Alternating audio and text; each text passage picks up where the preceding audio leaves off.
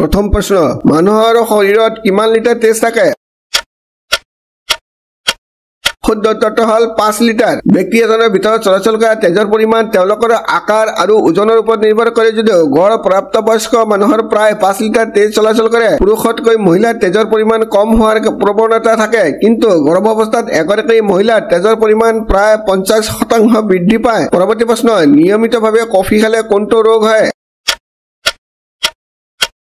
শুদ্ধ উত্তৰটো হ'ল নিয়মিতভাৱে কফি খোৱাৰ ফলত হোৱা ৰোগসমূহ হ'ল টাইপ 2 ডায়েবেটিছ যকৃতৰ ৰোগ যকৃতৰ কেঞ্চাৰ আদিকে ধৰি হাৰ্ট এটেক আৰু হাৰ্ট ষ্ট্ৰোক শেষ প্ৰশ্ন কিহৰ ফলত মুখৰ কৰ্কট ৰোগ হয়